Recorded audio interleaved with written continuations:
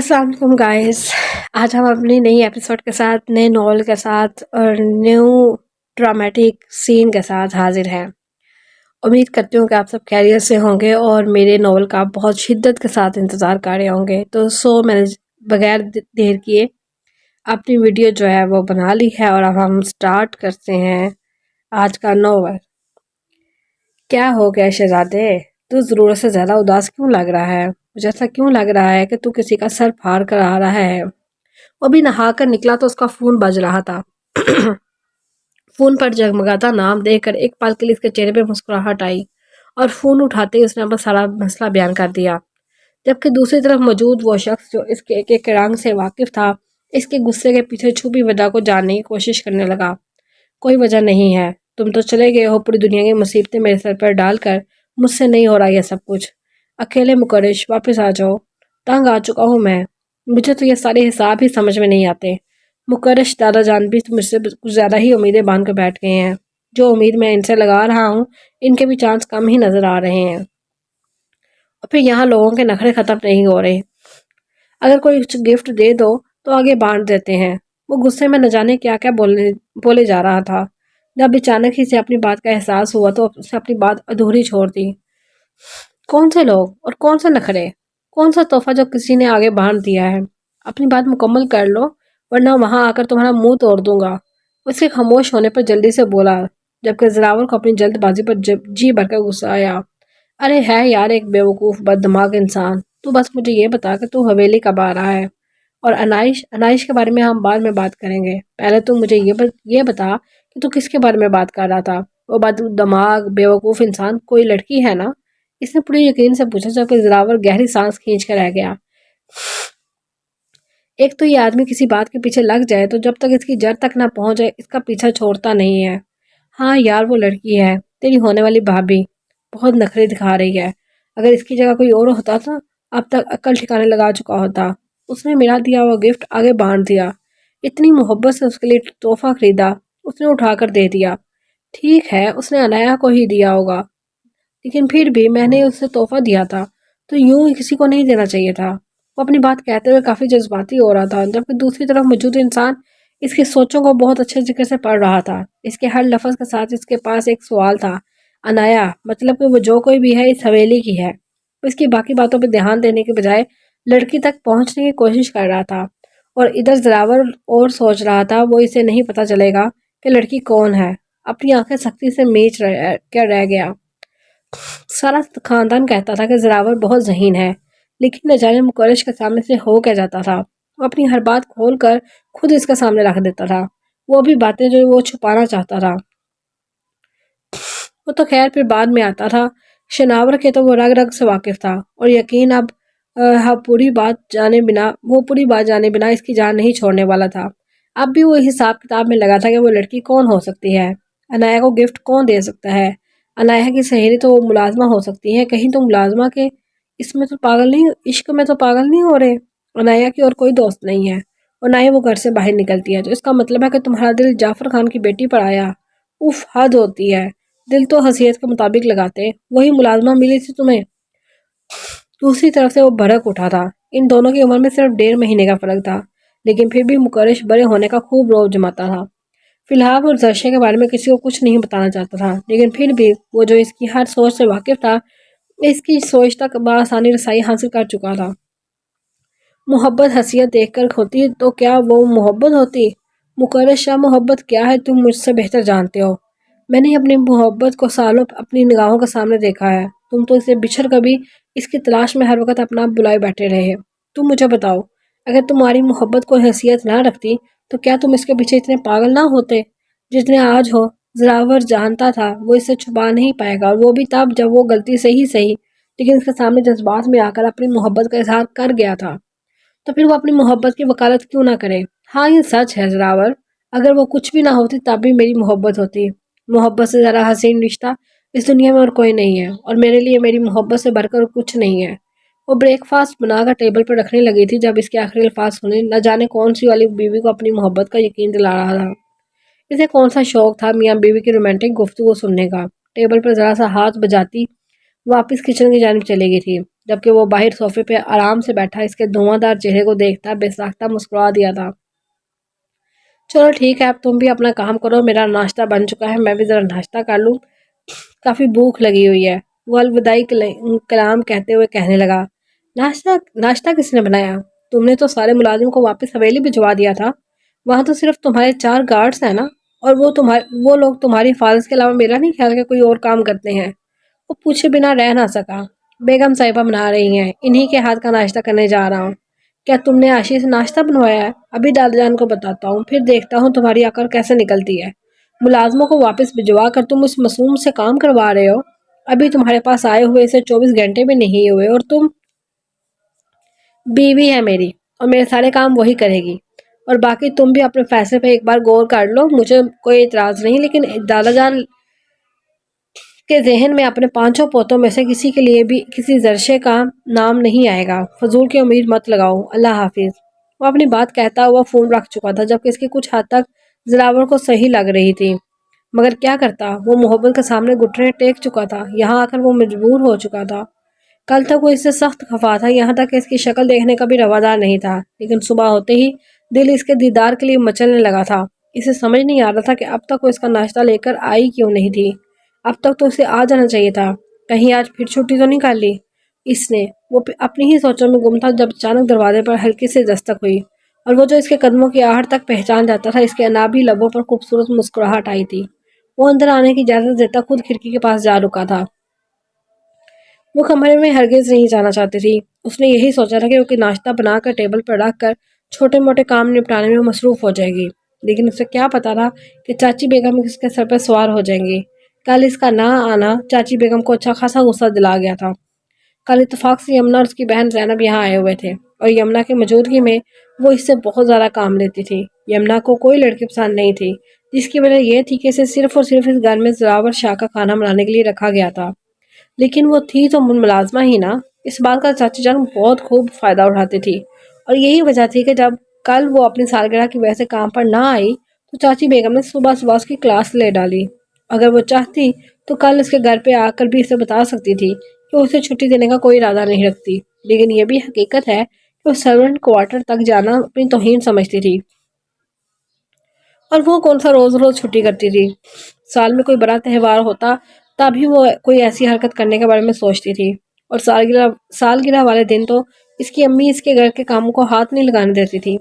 یہی ان غریبوں کی چھوٹی چھوٹی خوشیاں تھیں جنہیں وہ جیتے تھے، اور جعفر اکبر خان نے زراور کو پہلے ہی بتا دیا تھا کہ صبح درشے کام پر نہیں آئے گی، کیونکہ اس کی سالگرہ ہے، اور وہ لوگ اس کی سالگرہ پر اسے کوئی کام نہیں لیتے۔ زراور نے بھی خوش دلی سے چھٹی کرنے کی اجازت دے دی تھی، اور کل صبح ہی صبح اپنے کسی ضروری کام کے لیے نکل گیا تھا، لیکن چاچی بیگم سب کچھ پتا ہونے کے باوجود بھی اس کی بے عزتی کا کوئی موقع ہاتھ سے جانے نہیں دیتی تھی۔ ایسا تو ممکن ہی نہیں تھا کہ وہ خاموشی سے ان کی باتیں سنتی۔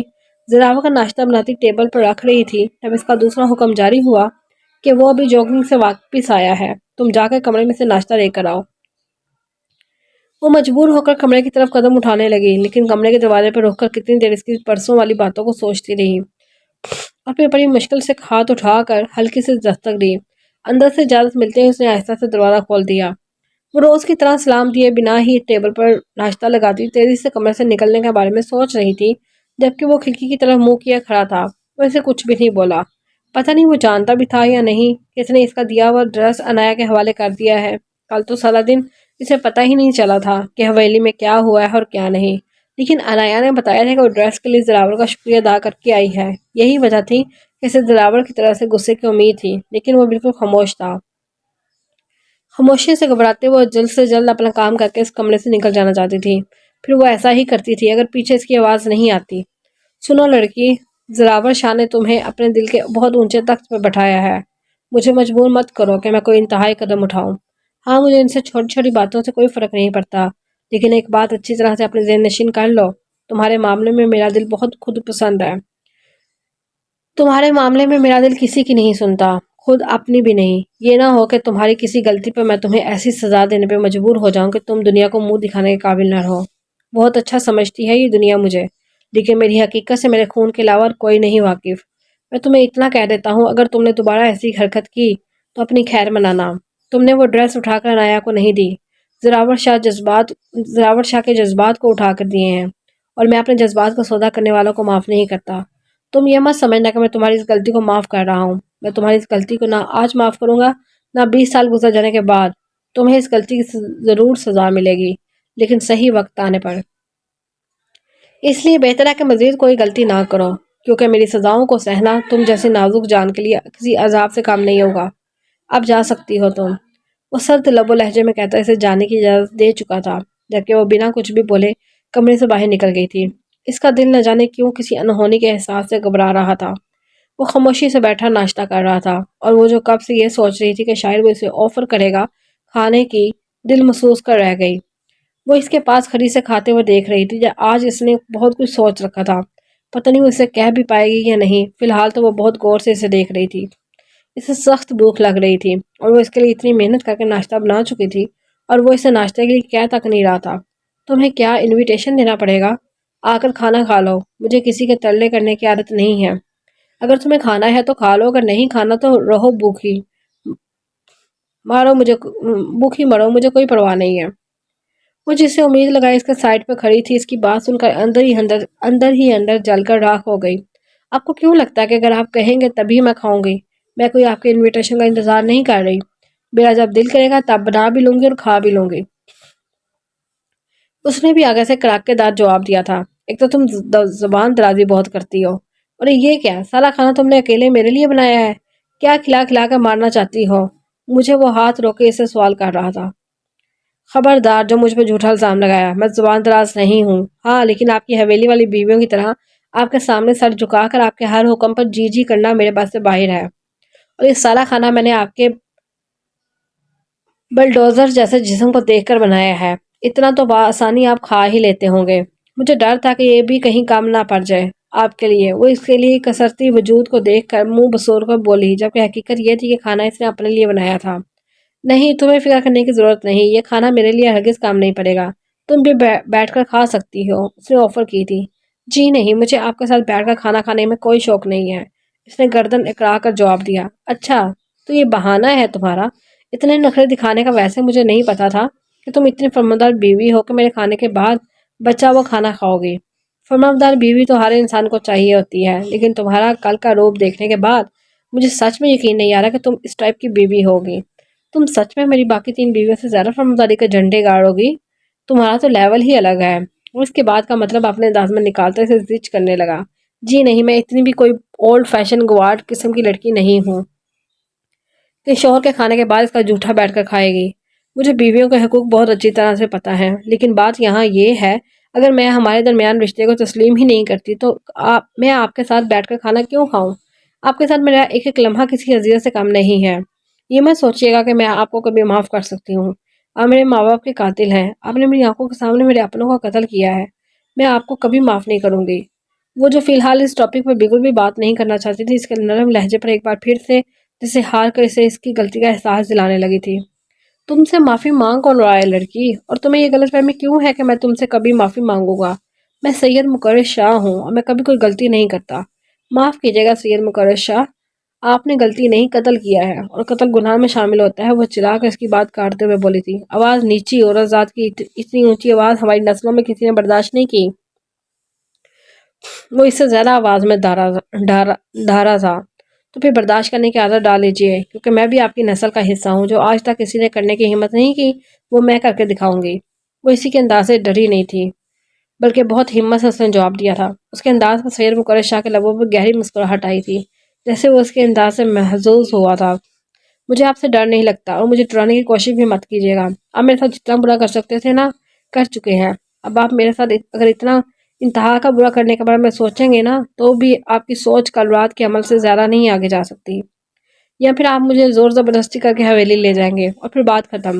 زیادہ سے زیادہ میرا قتل کر دیا جائے گا، اور وہ جائیداد جو کسی زمانے میں آپ لوگوں نے میرے نام کی، وہ مجھ سے چھین لی جائے گی، جس کی مجھے تو رتی برابر پرواہ نہیں ہے۔ تو مجھے ڈرانے کی کوشش ہرگز مت کریں، نہ ہی مجھے آپ کا ڈر ہے، اور نہ ہی آپ کے کسی خاندان والے کا۔ ہاں، مجھے موت سے ڈر لگتا ہے، مجھے اذیت ناک موت سے ڈر لگتا ہے، لیکن یہاں آپ کی قید میں آنے کے بعد میں سمجھ چکی ہوں کہ میٹھی موت بھی ویسے ہی ہوگی جیسی اللہ نے لکھی ہے۔ تو آپ سے ڈرنے سے بہتر ہے کہ میں اس کی ذات سے ڈروں۔ آپ تو خود اس کے حکم کے غلام ہیں۔ اس کے سامنے کھڑی پرسکون آواز میں بول رہی تھی۔ ایک رات میں اتنی ہمت کیسے آ گئی تھی؟ اس میں کل رات تو وہ اس کے سامنے کانپ رہی تھی۔ ایک ہی رات میں اس کا لب و لہجہ کیسے بدل گیا تھا؟ وہ سوچ کر رہ گیا، جبکہ وہ بنا کچھ بولے اندر کمرے کی طرف چلی گئی تھی۔ ناشتہ کرنے کے بعد وہ کمرے میں جانے کے بجائے باہر آ گیا تھا، جہاں اس کے دوست اس کے منتظر تھے۔ وہ کمرے میں آئی تو ماتھے پر پسینے کی بوندیں چمک رہی تھی، اس کے ہاتھ بری طرح سے کانپ رہے تھے۔ وہ اتنا کچھ بول کر آ گئی تھی، اسے بتا رہی تھی کہ وہ ڈرتی نہیں ہے ایسے، جبکہ اس کا ننھا سا دل سینے کی دیوار توڑ کر باہر آنے کو تھا۔ اس کا وجود بری طرح سے لرز رہا تھا، لیکن اسے ہمت کرنی تھی۔ اسے اس کے ساتھ حد درجہ بدتمیزی کرنی تھی، کیونکہ کل رات اس نے فون پر سنا تھا کہ وہ کسی سے بات کرتے ہوئے کہہ رہا تھا، جب تک انائش کے لب و لہجے میں تہذیب شامل نہیں ہو جاتی تب تک وہ اسے اپنے خاندان کے بزرگوں کے سامنے لے کر نہیں آئے گا، اور وہ جب تک وہ حویلی نہیں جائے گی تب تک وہ اسے قتل تو ہرگز نہیں کرے گا۔ اسے لگتا تھا کہ وہ حویلی میں جانے کے قابل نہیں ہے، تو ایسا ہی صحیح، اگر وہ قابل نہیں تھی تو بھی قابل بنے گی بھی نہیں، اور اسے یوں لے کر جانا تو سید مکرر شاہ کی توہین تھی کہ وہ اپنی بیوی کو لگام کھینچ نہیں پایا۔ اس کی بیوی بد لحاظ اور بدتمیز ہے۔ اس نے سوچ لیا تھا کہ وہ اسے حد درجہ تنگ کرے گی، اور اسے اتنا تنگ کرے گی کہ وہ خود ہی اسے حویلی لے کر جانے کے بارے میں نہیں سوچے گا۔ اور جہاں تک بات ہے حویلی جا کر حویلی والوں کے سامنے بے بس ہونے کی، تو اس کا ڈر اس کی انتہا درجہ بدتمیزی سے ہی اس کے دل میں ختم ہونے والا تھا۔ یہ تھوڑا مشکل تھا، کیونکہ وہ کسی بھی زمانے میں کبھی بدتمیز نہیں رہی تھی، لیکن اب اسے وہ حرکت کرنی تھی جو مکرر شاہ کو غصہ دلائے، اور اس کے ذہن میں یہ بات محظوظ ہو جائے کہ وہ حویلی میں جانے کے قابل نہیں ہے، اور نہ ہی گھر کے بزرگوں کے سامنے پیش کرنے کے قابل ہے۔ وہ جانتی تھی کہ اس آدمی کو اس میں کوئی انٹرسٹڈ نہیں ہے۔ وہ پہلے بھی 3 بیویاں رکھتا ہے، جن کے ساتھ اس کے تعلقات کافی زیادہ خوشگوار ہیں، کیونکہ اپنی بیویوں کا ذکر کرتے ہوئے اس کے لب و لہجے میں ہمیشہ ہی بہت خوشگوار تاثر ہوتا تھا۔ بس اب اسے ہمت نہیں ہارنی تھی، اور نہ ہی پیچھے ہٹنا تھا۔ اس نے ہمت کرنی تھی اور اپنے آپ کو اس جہنم سے نکالنا تھا۔ اسی شخص کے ساتھ رہتے ہوئے فیضان ملک کے بارے میں پتہ کرنا تھا کہ وہ جلد سے جلد اس تک پہنچ سکے۔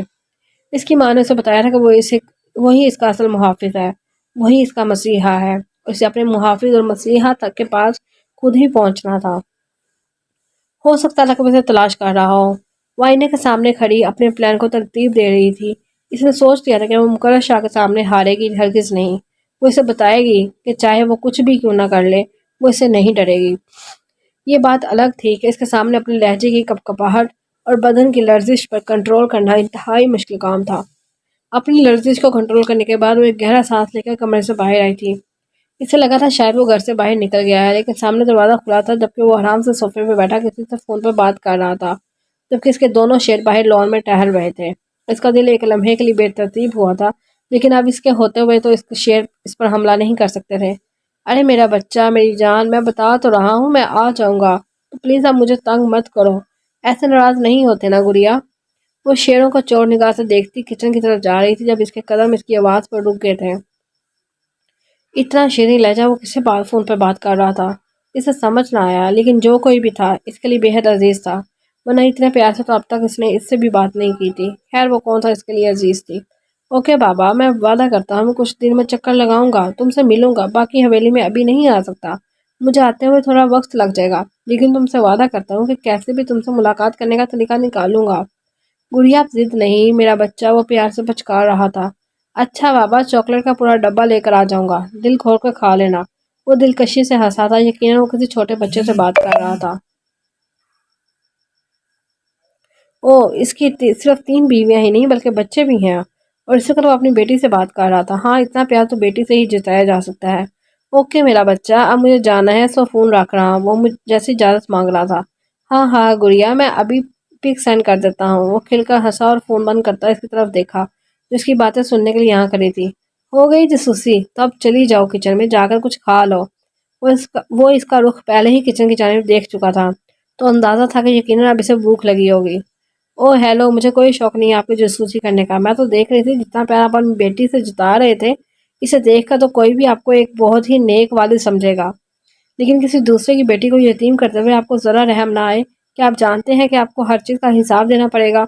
کیوں زمینی خدا بنے ہوئے ہیں آپ کی اپنی بیٹی آپ کے لیے عزیز ہے، اور کسی دوسری کو یتیم کرتے ہوئے اپنے ایک لمحے کو نہ سوچا، اور اس کے سامنے کھڑی شاعری سے شرم دلانے کی کوشش کر رہی تھی۔ میں نے کچھ غلط نہیں کیا، تو میں پہلے بھی بتا چکا ہوں اور اب پھر سے بتا رہا ہوں، مجھے بار بار یہ بات کرنا پسند نہیں ہے۔ میں نے جس انسان کو مارا ہے وہ جینے کے قابل نہیں تھا، اور اگر تم نے میری بیٹی کی بات سن ہی لی ہے تو یہاں آؤ کہ وہ تمہاری تصویر مانگ رہی ہے، اسے اپنی بڑی مما کی تصویر دیکھنی ہے۔ وہ اس کی بات کو سرے سے نظر انداز کرتا اپنے اسمارٹ فون میں اس کی تصویر بنانے لگا، جبکہ غصے سے پاؤں پٹکتی کچن کی طرف چلی گئی۔ اور لبوں پر دلکش مسکراہٹ سے جائے اس کی تصویر اپنی لاڈلی گڑیا کو سینڈ بھی کر چکا تھا۔ دیکھو جعفر، ہم جانتے ہیں کہ ہم سے غلطیاں ہوئی ہیں، لیکن ماضی میں ہوئی غلطیوں کو کیوں دہرانا؟ ہم تم سے وعدہ کرتے ہیں کہ ہم درشے کو بہت خوش رکھیں گے۔ تم ایک بار اپنی بیٹی سے پوچھ تو لو، اس طرح سے اچانک انکار کرنا ہم لوگوں کے رشتے پہ بھی برا اثر ڈال سکتا ہے۔ یہ ہمارے تعلقات کے لیے بھی بالکل بھی بہتر نہیں ہے۔ میرا بیٹا ماشاءاللہ سے اپنی دکان چلاتا ہے، اچھا کاروبار چل رہا ہے اس کا، یوں اچانک تم انکار اس کے منہ پہ کیسے مار سکتے ہو؟ بھلا کیا کمی ہے ہمارے بیٹے میں؟ تم درشے سے بات کرو، ہمیں یقین ہے ہماری بچی کو اس شادی پہ کوئی اعتراض نہیں ہوگا۔ یہ لوگوں کی باتوں میں آ کر اپنے خاندان سے تعلقات خراب کرنا کہاں کی عقل مندی ہے؟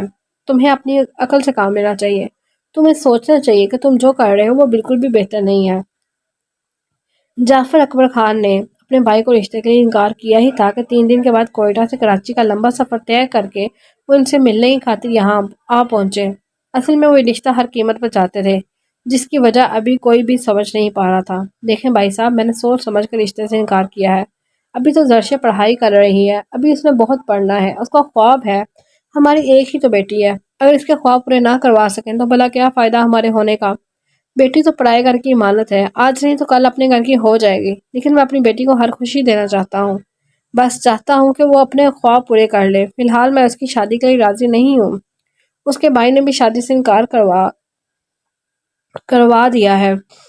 یہ نہیں کہ آپ لوگوں کے رشتے کے لیے انکار کیا ہے، اصل میں ہم فی الحال اس کا رشتہ کرنا ہی نہیں چاہتے۔ جب تک وہ اپنی پڑھائی لکھائی مکمل نہ کر لے تب تک ہم اس کا رشتہ نہیں کرنا چاہتے، اور ماشاءاللہ سے اب تو احمد کی عمر 32 سے اوپر جا رہی ہے، تو بہتر ہے آپ اس کے لیے مناسب رشتہ ڈھونڈ لیں۔ ہم نہیں چاہتے کہ وہ ہماری بیٹی کے انتظار میں بیٹھے۔ جب تک درشے کی تعلیم مکمل ہوتی ہے تب تک نہ جانے کتنا وقت گزر جائے گا۔ درشے نے تو ابھی 19واں سال میں قدم رکھا ہے، دونوں کی عمر میں بہت واضح فرق ہے۔ جعفر اکبر خان ایک بار ایک جواز پیش کر رہے تھے ان دونوں کا رشتہ نہ کرنے پر، لیکن سامنے بیٹھے ان کے بھائی ان کے تلخ باتوں کو نہ جانے کیسے صبر سے برداشت کر رہے تھے۔ جو اس بات کی طرف اشارہ کر رہا تھا وہ کسی بھی قیمت پر یہ رشتہ چاہتے ہیں، ورنہ ان کی بابی صاحبہ تو اپنے بیٹے کے خلاف ایک لفظ برداشت نہیں کر سکتی تھی۔ اگر ان کے دل میں کوئی لالچ نہ ہوتا تو اب تک بابی نے ہنگامہ مچا دینا تھا، لیکن وہ نہ جانے کیسے خاموشی سے صبر کے گھونٹ پی رہی تھی۔ دیکھو جعفر، آدمی کی عمر کوئی نہیں دیکھتا، مرد ہمیشہ جوان ہی رہتا ہے، اور جہاں تک بات ہے درشے کی عمر کی تو یہ مناسب وقت ہے، اس کے نکاح کا تو ہم کون سا ابھی رخصتی چاہتے ہیں، ہم صرف نکاح چاہتے ہیں، تم اس رشتے کے لیے حامی بھر دو، ہمارے رشتے مضبوط ہوں گے۔ میں انکار کر چکا ہوں بھائی صاحب، اب بیٹی کا معاملہ ہے، کوئی زبردستی تو ہے نہیں، جیسے بات ہی ختم کرنا چاہتے تھے جب اچانک درشن نے گھر میں قدم رکھا۔ السلام علیکم تایا ابو۔ تایا ابو کیسے ہیں آپ لوگ یوں اچانک آپ لوگوں کا آنا کیسے ہوا؟ ان لوگوں سے ملتے ہوئے کہنے لگی۔ وہ تائی جو ہمیشہ سے دیکھ کر چہرہ پھیر لیتی تھی آج اس کے استقبال میں کھڑی ہو چکی تھی۔ ہم ایک بہت اہم مقصد کے لیے آئے تھے درشے بیٹی، لیکن تمہارے ابو ہمیں برسوں کے جوڑے رشتوں کو خراب کر رہے ہیں، تم ہی سمجھاؤ اپنے والد کو، یہ بات ٹھیک نہیں ہے، دوسروں کے کہنے پہ نہیں چلا جاتا، اپنا خون اپنا ہوتا ہے۔ اب ہم چلتے ہیں، باقی فیصلے کا انتظار رہے گا۔ سوچ سمجھ کر جواب دینا جعفر اکبر خان، وہ اپنے بھائی سے کہتے ہوئے باہر کی راہ لے چکے تھے، جبکہ ان کے جانے کے بعد وہ کتنی ہی دیر انہیں دیکھتی رہی، نہ جانے کون سی بات کر رہے تھے اور کس چیز کا ذکر کر رہے تھے۔ ان لوگوں کے کھانے کے بعد اس کی اماں نے اسے ساری بات بتا دی تھی۔ پہلے تو ان کی بات سن کر وہ حیران رہ گئی، اتنی بے عزتی کے بعد بھی وہ اپنی بات پہ قائم تھے۔ اس کے تایا تو اپنے مزاج کے خلاف ایک لفظ بھی برداشت نہیں کرتے تھے، اور یہاں ساری باتیں خاموشی سے سنتے رہے۔ کون سی مجبوری تھی کہ وہ رشتہ اپنے بیٹے کے لیے چاہتے رہے، ورنہ پہلے تو کبھی لوگوں کو اتنا پیار نہیں آیا تھا۔ بابا نے کہہ دیا تھا کہ وہ کسی بھی قیمت پر یہ رشتہ نہیں دیں گے، تو وہ مزید اسے بحث کیے بنا اپنے کمرے میں آ گئی تھی۔ لیکن کمرے میں آنے کے بعد اس کی ساری سوچیں راوش آگے جانب جانے لگی۔ فی الحال تو وہ اس بات پہ یقین ہی نہیں کر پا رہی تھی کہ وہ شخص سچ میں اس سے محبت کرتا ہے۔ اس کی دھمکیاں اسے بری لگ رہی تھی، اپنے ماں باپ کی عزت پہ وہ خرف نہیں آنے دے سکتی تھی، اس کی محبت کو اپنی طرف سے کوئی رسپانس نہیں دینا چاہتی تھی۔ وہ ان سب چیزوں پر اب تک اسی لیے بالکل خاموش تھے، لیکن اسے کوئی نہ کوئی حل تو نکالنا ہی تھا۔ پہلے اس نے سوچا کہ وہ کیوں نہ ساری باتیں اپنے بابا کو بتا دے، اس کے بابا ضرور اس پر یقین کرتے، لیکن پھر کیا ہوتا اگر اس کے بابا اس بات پر آواز اٹھاتے اور ان کی نوکری چھوٹ جاتی؟ اس کا جو بھائی 7 سمندر پار بیٹھا ہے اسے واپس بھیج دیا جاتا، اس کی پڑھائی، فیوچر سب ختم ہو چکا تھا، کیونکہ یہ سب کچھ صرف اور صرف دلاور شاہ کی بدولت ہی ممکن تھا۔ وہ اپنے ہاتھ سے اپنے گھر والوں کا سکون تباہ نہیں کر سکتی تھی۔ وہ یہ بات بہت اچھے طریقے سے جانتی تھی کہ ان لوگوں کے ان پر بہت احسانات ہیں۔ وہ زندگی کے ہر موڑ پر ان لوگوں کے بہت کام آئے تھے، اور اس وقت وہ مکمل طور پر ان کے احسانات کے نیچے دبے ہوئے تھے۔ وہ ان کے خلاف آواز نہیں اٹھا سکتے تھے، ورنہ نقصان ہوتا۔ کہاں ہے تمہاری سہیلی؟ آج کل نظر کیوں نہیں آتی؟ آج تیسرا دن تھا اسے غائب ہوئے۔ نہ جانے یہ لڑکی کب اور کس وقت اس کے کمرے میں کھانا رکھ کر جاتی تھی۔ پہلے تو وہ اس کے جاگنگ سے آنے کے بعد اس کا ناشتہ اس کے کمرے میں لاتی تھی، لیکن آج کل تو وہ جاگنگ سے پہلے ہی ناشتہ کمرے میں رکھ جاتی ہے، اور وہ اسے دیکھے بنا زراور کو سکون حاصل نہیں تھا۔ اس کا دل اس کے دیدار کی خاطر مچلنے لگا تھا۔ آج صبح تو اس کے لیے وہ جاگنگ پر بھی نہیں گیا تھا، لیکن اس نے ناشتہ کسی اور ملازمہ کے ہاتھ بھجوا دیا تھا، جبکہ رات کا کھانا وہ سب کے ساتھ ڈائننگ ٹیبل پہ ہی کرتا تھا۔ اب وہ اتنی آسانی سے سب سے پوچھ نہیں سکتا تھا کہ کہاں ہے اس کی دل کی دھڑکن، اس لیے خاموشی سے 3 دن سے یہ سب کچھ برداشت کر رہا تھا، لیکن آج اس کی برداشت کی انتہا ہو گئی تھی۔ اس لیے تو انایا کے سر پہ سوار ہو گیا۔ مجھے نہیں پتا، میری ناراضگی چل رہی ہے، وہ ناک سکر کر بولی۔ حد ہے انایا، تم ہر وقت اس سے ناراض ہی رہتی ہو۔ اب کیا کر دیا اس بیچاری نے؟ اسے بے ساختہ ہی اپنے دل کی دھڑکن پر ترس آیا تھا۔ ایک ہی سہیلی تھی اس سے، اور وہ بھی ہر وقت منہ پھیلا کر رکھتی تھی۔ میرا نہیں، اس کا قصور ہے، اور آپ مجھے کیوں ڈانٹ رہے ہیں؟ ساری غلطی بھی اس کی، اور آپ بھی مجھ پر غصہ ہو رہے ہیں۔ میں نے اسے بولا صبح میرے ساتھ ٹیلر کی دکان تک چلے، اتنے نخرے کیے، اس نے میرے ساتھ نہیں آئی، اس کی وجہ سے میں بھی نہیں گئی، اور اب آپ بھی مجھ پر چلا رہے ہیں۔ اس نے فوراً وجہ بتائی، تو اس کے نہ جانے کے پیچھے کوئی ریزن ہوگا۔ اب وہ تمہاری طرح فارغ تو نہیں رہتی نا؟ بھائی آپ کی بہن میں ہوں، وہ نہیں۔ وہ آپ کو اور آپ کو میرا ساتھ دینا چاہیے، اس کا نہیں، اس نے منہ بنا کر کہا۔ اب وہ اسے کیا بتاتا کہ وہ اسے بہن نہیں بلکہ وہ کچھ اور ہی بنانے کا ارادہ رکھتا ہے۔ اچھا ٹھیک ہے نا، بات ختم کرو یا اسے منا کر لاؤ، اس کو کہو کہ میرے لیے کچھ بنائے، آج میرا کچھ الگ کھانے کا موڈ کر رہا ہے۔ وہ اب اپنے مطلب کی بات پر آیا تھا۔ ابھی تو صرف 5 بجے ہیں، آپ کو ابھی سے بھوک لگ رہی ہے؟ اسے حیرت سے اسے دیکھا تھا۔ دوپہر میں کچھ کھا نہیں پایا تھا، اس لیے اب مجھے تھوڑی بھوک فیل ہو رہی ہے، تم اسے کہو کہ آ کر مجھے کچھ ہلکا پھلکا سا بنا کر دے۔ اس کے دیدار کی خاطر آج اگر اسے کچھ اور بھی کرنا پڑتا تو وہ بھی کر جاتا، کیونکہ آج اس کے صبر کی انتہا ہو چکی تھی۔ وہ تو شکر ہے کہ انایا آخر اس کی بات مان گئی تھی۔ اسے اپنے بھائی کے بھوکے ہونے کی پرواہ تھی، اسی لیے ہاں میں سر ہلا کر فوراً ہی اٹھ کر اندر چلی گئی تھی۔ اگلے 10 منٹ میں وہ اسے منا کر لے بھی آئی تھی، اور وہ اوپر سیڑھی پر کھڑا جیسے اسی کا منتظر تھا۔ اسے دیکھتے ہی اسے ایک پل کے لیے سکون سا مل گیا تھا۔ اورنج کلر کے سادہ سے لباس میں وہ سیدھی اس کے دل میں اترتی جا رہی تھی۔ وہ اپنی فیلنگز کو بہت اچھے طریقے سے سمجھ رہا تھا۔ اب اس کے دیدار کے بنا اس کا گزارا نہیں تھا۔ اسے جلد سے جلد کوئی بڑا قدم اٹھانا ہی تھا، کیونکہ وہ اس کو بہت اچھے طریقے سے سمجھ چکا تھا کہ اب اس نے مزید دیر کی تو اس کا دل بغاوت پر اترنے میں دیر نہیں لگائے گا۔ دروازے پر ہلکی سی دستک ہوئی تو وہ پوری طرح سے دروازے کی طرف متوجہ ہوا۔ وہ دروازہ کھول کر اندر داخل ہوتی اس کے لیے بنایا کھانا ٹیبل پر لگانے لگی۔ وہ اس کے پاس ہی کھڑا مسکراتے ہوئے اسے دیکھ رہا تھا، لیکن اس سے پہلے کہ وہ کچھ بھی بولتا، انایا بھی اس کے پیچھے ہی کمرے میں داخل ہوئی۔ اس کے ہاتھ میں 2 پلیٹس اور چمچ تھی۔ آپ کو بھوک لگی تو مجھے بھی یاد ہے کہ دوپہر میں نے بھی کچھ نہیں کھایا۔ اس پر غصہ ہونے کی وجہ سے تو اس نے اتنے مزے کی ڈش بنائی تو میں بھی حاضر ہو گئی، چلیں مل کر کھاتے ہیں۔ وہ صوفے پہ بیٹھتے ہوئے اس کے اور اپنے لیے کھانا نکالنے لگی۔ زراور مسکراتا ہوا اس کے پاس ہی آ کر بیٹھا تھا۔ آؤ نا درشے، بہت مزے کا بنا ہے، تمہیں تو پتہ ہی ہوگا نا، تم نے ہی تو بنایا ہے۔ اس نے کھانا شروع کرتے ہی درشے کا ہاتھ تھام کر اسے اپنی طرف کھینچا تھا۔ زراور کے سامنے بیٹھ کر کھانا کھانا یا اس کے نظروں کے حصار میں رہنا اس کے لیے دنیا کا سب سے مشکل کام تھا۔ اس نے بہت انکار کرنے کی کوشش کی، لیکن انایا کے سامنے نہ اس کی پہلے کبھی چلی تھی اور نہ ہی اس نے آج چلنے دینی تھی، جبکہ انایا کا ساتھ ہونا زراور کے لیے بہت خوشگوار لمحے لے آیا تھا۔ انایا کا سارا دھیان اپنے کھانے پر تھا، اور زراور کی مسکراتی نظریں بار بار اس کا دیدار کر رہی تھی۔ وہ جو 3 دن سے اس کے دیدار کے لیے تڑپ رہا تھا، آج دل بڑھ کر اپنی آنکھوں کی ضرورت کو پورا کر رہا تھا۔ لیکن ہائے یہ کمبخت دل، کیا جانے محبوب کے دیدار میں کبھی نظریں نہیں تھکتی، آنکھوں کی ضرورت کبھی مکمل نہیں ہوتی۔ وہ اس کی نگاہوں کے سامنے اپنے ہاتھ مسلتے مجبور ہو کر بیٹھی تھی، جبکہ وہ اپنے دل کی تمنا پوری کرنے میں مصروف تھا۔ وہ شام کو کمرے سے باہر نکلی تو مکرش اسے کہیں بھی نظر نہیں آیا۔ وہ اسے بتائے بنا کہاں گیا تھا، وہ پریشان ہو گئی تھی۔ اس لمحے سے ڈر اکیلے رہنے سے نہیں بلکہ شیروں کے ساتھ رہنے سے لگتا تھا۔ اس نے ایک نظر کھڑکی سے باہر دیکھا۔ دونوں شیر گھر کے اندر بندھے ہوئے تھے، یعنی کہ وہ انہیں آزاد چھوڑ کر نہیں گیا تھا۔ اس نے ایک گہرا سانس لے کر بڑے دروازے کو چیک کیا جو بہت اچھے طریقے سے لاک تھا۔ اسے کچھ سکون ہوا۔ پتہ نہیں جناب کہاں دفع ہو گئے ہیں۔ اچھا ہی ہے، میری تو جان چھوٹی۔ وہ کچن کی طرف بڑھتے ہوئے اپنے لیے کچھ کھانا بنانے کے بارے میں سوچنے لگی۔ اگر اسے اس آدمی کے ساتھ زندگی گزارنی تھی تو پھر وہ بھوکی کیوں مرتی؟ اس سوچ کے ساتھ اس نے جلدی سے چاول بنانے کا فیصلہ کیا، لیکن ذہن میں یہ ساری سوچیں چل رہی تھی کہ وہ اس آدمی سے جان کیسے چھڑائے۔ ایک چیز تو اس کے دماغ میں بہت اچھے سے سما چکی تھی کہ جب تک وہ بدتمیز رہے گی تب تک اسے حویلی لے کر نہیں جائے گا، اور یہ اس کے پاس پلس پوائنٹ تھا۔ حویلی وہ کبھی بھی نہیں جانا چاہتی تھی، اور اب اسے سمجھ میں بھی آ چکا تھا کہ مکرش اسے بدلنا چاہتا ہے، لیکن وہ نہیں بدلے گی، اس بات کا اسے مکمل یقین تھا۔ اس نے اپنے آپ کو ہر طرح سے مکرش کے مائنڈ کے خلاف کرنا تھا، اپنی پوری شخصیت کو بدلنا تھا۔ اسے بات بات پر اس کے ساتھ بدتمیزی کرنی تھی۔ اس کی بدتمیزی پر اگر وہ اس پر ہاتھ اٹھانے پر مجبور ہو گیا، ہاں اگر اس کے ماں باپ کا قتل کر سکتا ہے تو اسے مار پیٹ بھی ہو سکتا ہے، اور مار پیٹ سے اسے پہلے سے بہت ڈر لگتا تھا، لیکن مار پیٹ کے علاوہ اسے باقی سب چیزوں سے بھی ڈر لگتا تھا۔ اتنا تو وہ برداشت کر نہیں سکتی تھی، اسے بھی اپنے ماں باپ کے قاتل سے دور رہنا تھا، اسے کیسے بھی فضان ملک کے پاس پہنچنا تھا۔ نہ جانے وہ اس کے پاس پہنچ بھی پائے گی یا نہیں، یا اسے پہلے ہی مر جائے گی، لیکن ایک بات کا اسے یقین تھا کہ فضان ملک اسے ڈھونڈ رہا ہوگا، وہ اب بھی اس کی تلاش میں اس تک پہنچنے کی ہر ممکن کوشش کر رہا ہوگا۔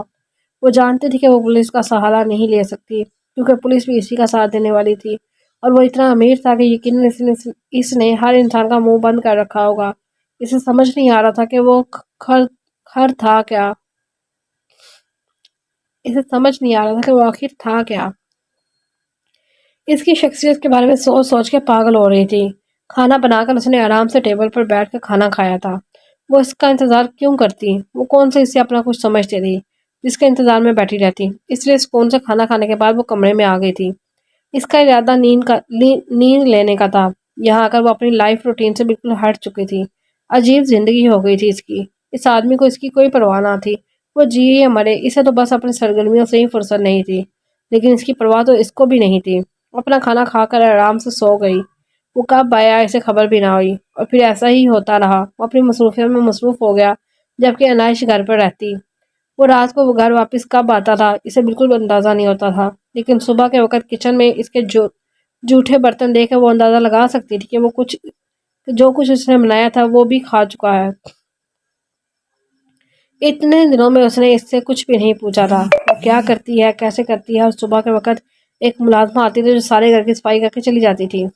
اس عورت کو جیسے اس سے بات کرنے کی اجازت ہی نہیں تھی، اور بنا منہ ہلائے اپنا کام کرتی تھی۔ اس نے 2-3 بار اسے مخاطب کرنے کی کوشش کی تو اس نے کہہ دیا کہ وہ کسی کے بارے میں کچھ نہیں جانتی، وہ صرف یہاں کام کرنے آئی ہے، اور بہتر ہے کہ اسے اس کا کام کرنے دیا جائے۔ اس کے انداز نے عنائش کو غصہ دلایا تھا۔ وہ کون سا اس کی انفارمیشن لیک کرنے والی تھی جو وہ اسے اس طرح سے بات کر رہی تھی؟ اس کے بعد اس نے بھی اسے منہ لگانے کی غلطی بالکل نہیں کی تھی، لیکن مکرش کی روٹین تھوڑی عجیب سی تھی۔ صبح سے لے کر دوپہر تک تو وہ گھر پہ ہی رہتا اور پھر کہیں چلا جاتا۔ ہاں اسے ضرور پوچھتا کہ طبیعت کیسی ہے، کیا کیا تم نے سارا دن، اور وہ کیا کرتی تھی سارا دن، جو اسے بتاتی۔ وہ اسے خود سے بدتمیزی کرنے کا کوئی موقع ہی نہیں دے رہا تھا، وہ ایسی کوئی بات کرتا ہی نہیں تھا جس کا جواب دے کر وہ خود کو بدتمیز ظاہر کر سکے۔ اسے سمجھ نہیں آتا تھا کہ وہ اس سے لڑائی کس طرح سے کرے، کس طرح سے اسے اپنی طرف متوجہ کرے۔ وہ تو بس اپنے ہی کاموں میں مگن رہتا تھا سارا دن۔ جس ٹائم وہ گھر پر رہتا تھا اس کا موبائل مسلسل کان کے ساتھ لگا رہتا تھا، پھر وہ اپنے شیروں کے ساتھ مصروف رہتا۔ ویسے بھی اس سے بات کرنے کی اسے ضرورت کیا تھی؟ اس کی تو 3 بیویاں تھیں جن کے ساتھ وہ جیسے چاہے اپنا وقت گزار سکتا تھا، لیکن مزے کی بات یہ تھی کہ وہ اپنی بیوی سے ملنے نہیں جاتا تھا، یہ شاید دن میں ہی ان سے مل کر واپس آ جاتا تھا۔ ہو سکتا تھا رات کو جو اتنی دیر سے آتا ہے وہ اپنی بیوی سے مل کر ہی آتا ہو۔ نہ جانے اس کے کتنے بچے تھے، وہ اس کی زندگی کے بارے میں کیوں کچھ نہیں سوچنا چاہتی تھی، لیکن آج کل یہ شخص اس کے حواسوں پر سوار ہوتا جا رہا تھا۔ اس گھر میں رہتے ہوئے سے اس کے 6 دن گزر چکے تھے، اور وہ اسے مکمل طور پر نظر انداز کر رہا تھا، جیسے گھر کا ایک فالتو سامان جو اسے گھر میں لا کر وہ مکمل طور پر بھول گیا ہو۔ شروع میں تو اسے شکر منایا تھا کہ وہ اسے وقت نہیں دیتا، اور نہ ہی وہ اس کے ساتھ زیادہ وقت گزارتا ہے، لیکن اب اکیلے گھر میں رہتے اسے بھی عجیب لگنے لگا تھا۔ نہ تو وہ اپنا مقصد پورا کر پا رہی تھی، اور نہ ہی وہ اسے منہ لگاتا تھا۔ یہ سب اس طرح چل نہیں سکتا تھا، کیونکہ وہ آگے کے لیے بہت کچھ سوچے ہوئے تھی۔ اسے اپنے مقصد میں کامیاب ہونے کے لیے اسے مخاطب کرنا تھا، اس سے باتیں کرنی تھی، اس کے ساتھ بدتمیزی کرنی تھی،